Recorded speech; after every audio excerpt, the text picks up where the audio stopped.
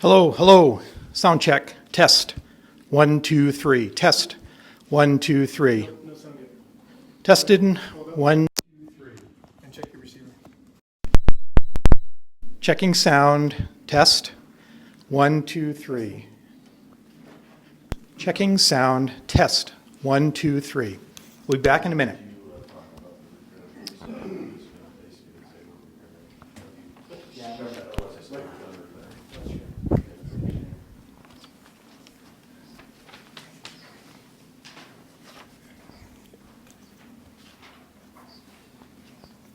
And now testing mic 2.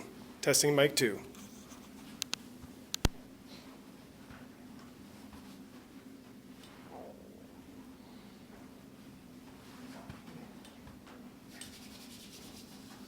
I'm waiting for it to come through. Good.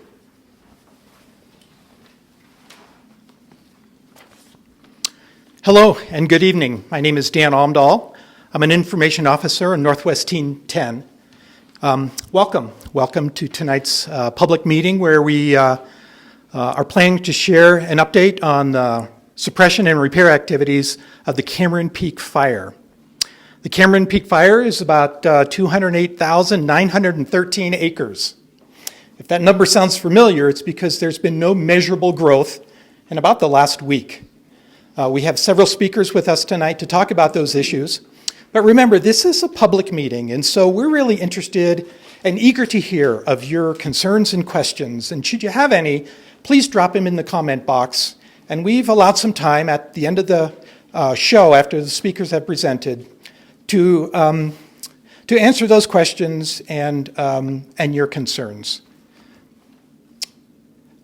We do have several speakers, and with some opening comments tonight is Incident Commander Al Lawson.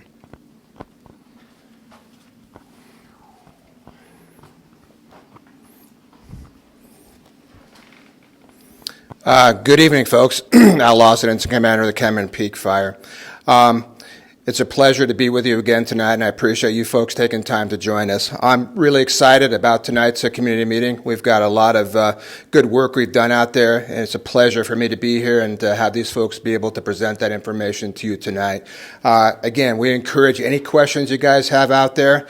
Again, I'm excited to be here, and like I said, a lot of good work's been done out there, and I'm just going to go ahead and pass it off to our operations with no further ado. Thank you.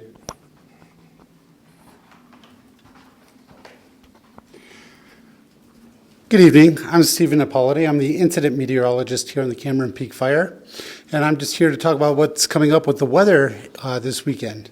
So we've been having quite a bit of wind over the past week, a little bit of snow here or there, but that's been about it. We're getting rid of this upper level low that's been over us with keeping us cold. We're getting a cold front tonight, and it's coming through, and what that's going to do is create a huge amount of wind. There is a high wind warning in effect for all areas below 9,000 feet, and there's a winter weather advisory for all areas above 9,000 feet. What that means, what the National Weather Service is expecting, is wind gusts of 70 miles an hour, possibly higher, and so, especially in the higher areas, and even areas to the east and over the to the east of the mountains. So, be careful out there tomorrow. It is going to be windy all over the place, especially on the fire. As we get over to the west side, especially west of the campus, Colorado State University campus and west, we're looking at snow accumulations. Right now, the predicted snow accumulations total are about 4 to 8 inches. Now, that would be fine on a normal storm, but we're expecting all the wind. It's going to be drifting, going to be harder to drive, visibility. It's going to be like blizzard-like conditions out there with that wind blowing. So it's really important. If you are in the community, if we have to have people out there also, we're going to try to stay safe, but we also need you to help us and not be out there on the roads also, because it's going to be hard to see, especially on that side of the fire. And then with that, even though it's 4 to 8 inches, that's not a lot of liquid equivalent. It's only maybe a tenth or two that we're going to get liquid. So when it melts off, it's not going to moisten those fuels very much. So it's just a little bit of moisture. It's to help with things, but it's not going to do a whole lot for us except make a mess of things over the weekend. The winds, they can create problems with other things with besides vision, creating low visibility issues. It can create blows the snow around, cause it hard for firefighters to get into the areas. Could cause deep drifts. It can cause just a lot of different problems. There are other concerns as we get over towards the east side. Some of that snow, even though it's over here, it can still blow into this area. Doesn't mean it's going to snow, but it can still blow. So, we don't want, we're going to take a look, watch tomorrow, see how it goes before people start going out and taking care of the issues out there. As we get through into Sunday, that front clears and the winds diminish a little bit, but we're still looking at 50 miles an hour possible with gusts in the higher elevations. So it's going to be a few days before those winds totally diminish, but we will start on a warming trend, possibly a few lingering snow showers on Sunday, and then pretty much dry through most of the week. Right now, no forecasted precipitation through at least Friday. So that's what we're looking at. High pressure builds in. Winds do slacken a little bit during the week. And if there's any questions, just let us know. Thank you. Good evening. My name is Steve North. I'm an operations section chief with Northwest Team 10. This has been quite the summer. Northwest Team 10 has managed 6 fires this year. We started our fire season in June, and I believe we've managed 4 fires over 100,000 acres. So it's an honor and a pleasure to be here in Colorado to help you recover from this fire. I'm going to do a very quick trip around the fire, talk about the suppression activities, because we have our liaison officers going to talk next and who can talk specifically about the suppression repair.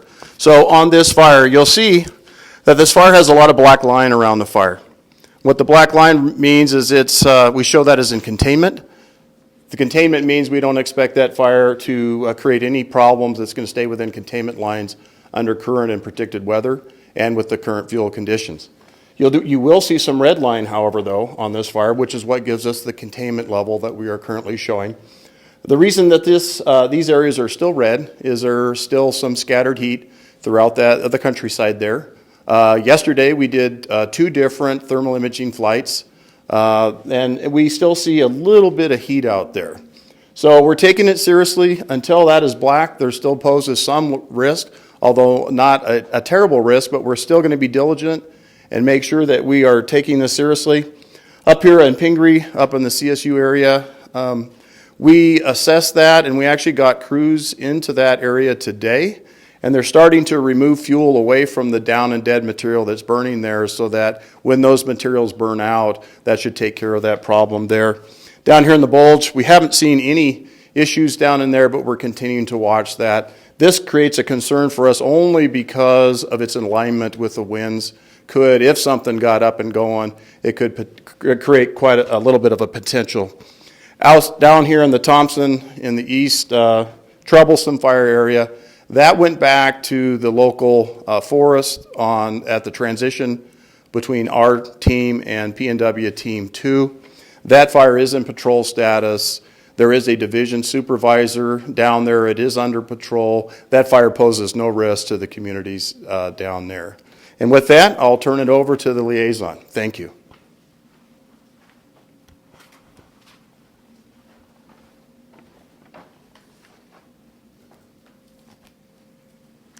Hey, good evening. I'm Shauni Hinman. I'm a liaison officer on the Cameron Peak Fire, and I'm coming to you to talk about a few things, few updates we have for you. Last we spoke was Wednesday, and we had a message about suppression repair, and we had asked the community to reach out to us, reach out to the county if they had needs for suppression repair on their private land, and we thank you for reaching out. We did get a lot of response. Thank you. So we wanted to let you know the team is now fully engaged in doing that suppression repair work, both on public and private land throughout the area. And we'll continue to do that work on private land up until the point that the county sheriff takes back over command of that operation in the coming days.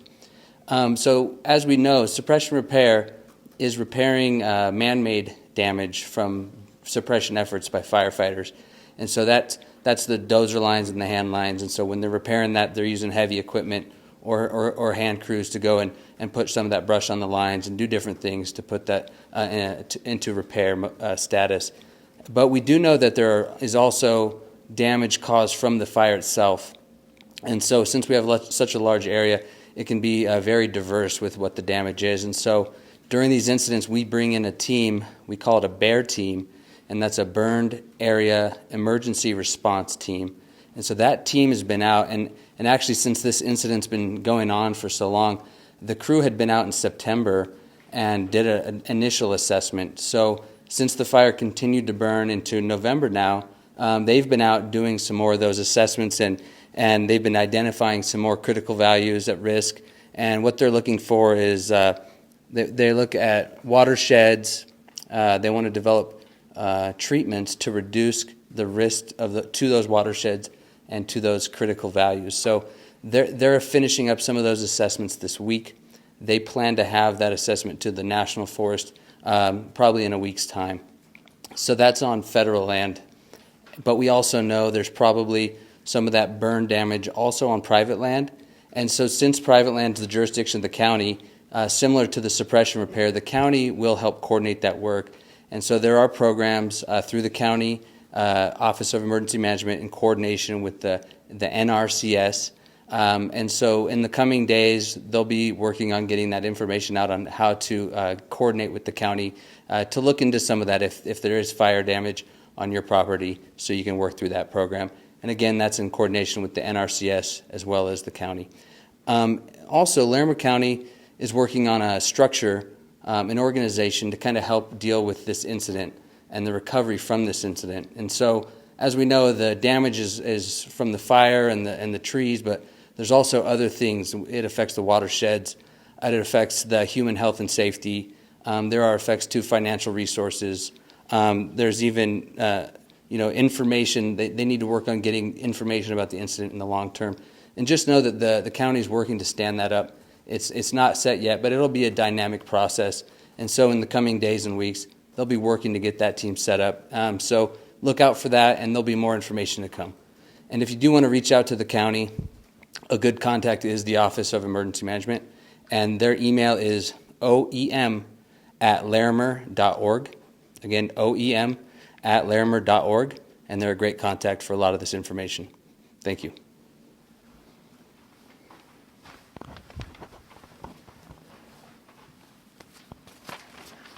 Now that concludes our formal presentations. Might there be some questions in the queue? You bet. For Steve North, we have a question about the definition, and somebody online also helped. We have a lot of neighbors helping neighbors, Steve, so we have some fire-savvy folks in the community now who are helping the public understand some of these fire terms. We appreciate that. Yes. But just go over patrol status again in So relation to containment. yeah, patrol status versus containment. Once again, the black lines mean it's contained. So even with containment, we will continue to patrol that till we can determine there's absolutely no risk of escape. And we can do that a couple different ways. We can patrol it with personnel, and then sometimes like a fire like this, it's a combination of personnel plus thermal imaging, flights that fly over the fire, plus satellite imagery that we watch all throughout the day to make sure we don't get any heat signatures out on the landscape. So we're watching the satellite imagery, we're using flights with the thermal imaging to make sure that nothing is acting up anywhere on the fire. So once again, patrol could be engines, could be people stationed out there just to watch to make sure the fire stays where it needs to stay. Hopefully that answered the question. Okay, great, thanks. And I want to go back to the North Fork lot. We've talked about that, and we put up the video last week when the helicopters put the 4,000 gallons of retardant and then ran many fuel cycles. And we explained to folks that the energy release component in that area was dropped way down with that work, that we monitor it by air, that the 3-hour hike-in is very dangerous. We talked about risk-reward. Could you just go over that again? There's some folks who really want to see firefighters hike that 3 hours into those snags to get there and do something with it when it's already kind of contained by the snow and aspect around it. Yeah, everything we do in the operational side of the house, we use a risk-benefit analysis on it. And the reality is if it takes 3 hours to hike into some place when there's a lot of snags, the potential risk to the firefighter is greatly enhanced. And we always have to ask ourselves, if somebody gets hurt, then what? So a lot of times, in this case, if we get somebody in there and they get hit by a snag, we don't have a way to get them out and to get them to medical care in a timely fashion. That's just not a risk we can take with the low probability that the fire will squirt out of there. So we'll be monitoring that fire, and as I stated before, there are dozer lines in place around the communities. There's still structure protection in place, and that'll continue until that aerial observation that I referred to, until that verifies that there's no longer any heat in there, and then they can put that in containment and then just put it into patrol after that. Excellent. We did have a follow-up. Somebody was very grateful for your explanation about patrol. When does patrol status stop? Where does that go? That's always a judgment call on the local agency. Essentially, patrol stops when we feel very confident that fire can't go anywhere. And here, you're at some point on the verge of a season-ending weather event. Colorado is very different than the Pacific Northwest. Your snow has such low moisture content, water content in the snow. In the Northwest, if we had snow like this, it would be a season-ending event. It would no longer be in patrol, and we'd call the fire controlled. In this case, you have some heating going on next week, so we won't put that, or the next team that follows us, won't put that as a contained or a controlled status until they are 100% certain that fire can't move. Okay, great. And you just answered the two questions that just came in from our crew. The concept of 100% containment will be when winter moisture locks in the area. Yes, on a fire this size, yes. 200 plus thousand acres. Yes. Biggest in Colorado history. And then that timeline, those shots of moisture keep coming in, and that's helping each time, right? Yeah, the nice thing, nice if that's a correct term, is your burn window is getting shorter every day. The shot of moisture that you're getting every few days is keeping that energy release component, that ERC, low. So if the fire did move, it can't get up and get a lot of energy behind it. So every day we get closer to that season-ending event, the likelihood and probability of that fire causing a problem decreases. Great. And then I know some folks saw the hike up to Pingree, the video, firefighters hiking through the snow, crossing snowy logs, working their way up. That was about a 25-minute hike in relation to the 3 hours it would take to get out to the North Fork Trail. Right, and they were up there today. I'm sorry, I should have mentioned that. We had a fantastic day today. Today was probably the best day we've had on the fire because the weather allowed us to do that. In the operations section, we always talk about keeping our foot on the gas. We're going to keep and do as much work as we can while the weather allows us to do that. Unfortunately, as you heard from the meteorologist, probably tomorrow it's going to be difficult to get much work done. But as we start heating up, we've got the resources here, we've got the determination. We'll be right back out there trying to put this thing to bed for the community. Great. Thanks, Steve. Appreciate it. You're very welcome. While we get Ensign Commander Allen up, I want to just mention we do have two videos on Facebook today. One is of the dust storm that looked like it was smoke over Masonville. So if you didn't see that, folks, go to Facebook, check out the dust storm. That will happen now and then. And the second one was a division supervisor who filmed the fire with no smoke on it today with heavy wind. Al, the community's been outpouring signs and thanks and gratitude, thinking about all the fire crews. I know that touches each and one of us. I know that it's been a long season. They know the firefighters have been through a lot. Can you just speak to the community on behalf of the team? Wow. Yeah, what a great community. For those of you who are not on the ICP here, the whole hallway is lined with thank you letters, posts, et cetera, et cetera. We're seeing things online. The outpouring of gratitude for all the teams that have been here has been outstanding, and we're no different. Consequentially, I'd also like to reach out to the community and thank you guys. Without you guys' help, assistance, motivation, et cetera, it's tough. We're away from our families. Most of us have been out on an incredibly long summer into fall. None of us would have expected when we started in June that we'd be here in November still fighting fires. Incredibly unusual fire season. And like I say, this team has been out on at least 6 Type 2 fires, back-to-back 21 to 26-day fires. Like you, we're fatigued. We're fatigued with fire as well. You know, and the reason that we're here is to bring some normalcy back to your lives, and that's our highest priority. One thing I wanted to touch on, and there was a question that was posed to me too, and it had to do a little bit with COVID. You know, the things that I, as an incident commander, that I lose sleep over at night are public and firefighter safety. We recognize the hazards out on the lines. We mitigate those hazards. This COVID pandemic has been a very incredible challenge for wildland firefighters, across the nation. We've mitigated it to the best of our abilities, but just like the public, we've had our challenge as well, including this fire. We're working through those challenges with mitigation. We're working with all those folks that have been affected and still continuing to move forward. The fact that we're dealing with an unknown enemy out there in terms of COVID, again, we continue to mitigate those and continue to move forward. Yes, it has affected our ability to fight fires, but we've been able to adapt to it. I'm hopeful that in the 2021 fire season, it'll be a different story, but we're going to continue to take it seriously. Again, the things that I lose sleep over are firefighters and their safety, as well as the public. And again, we're doing all we can to keep folks safe out on the line and in the ICPs. Great, thanks very much, Al, and we'll bring up Dan to close it out. Appreciate it, Al. And the public is saying thanks so much for the explanations from IC and Ops today, and everybody, thanks so much. Well, that concludes our program, but as you heard, it does not conclude our commitment to this incident. As you heard earlier, we do recognize that there's still heat out on the landscape, and while most of our efforts are now focused on repair activities, as you heard, there are still crews available to engage should suppression be required. For those of you who are still interested in following the daily activities of this fire, you can read our daily updates on InciWeb, follow our posts on Facebook. And finally, to all of those speakers we have this evening, to all of you folks who are out there and able to participate, and once again, to all those in the community who have supported our team and all those who followed before us, thank you and good night.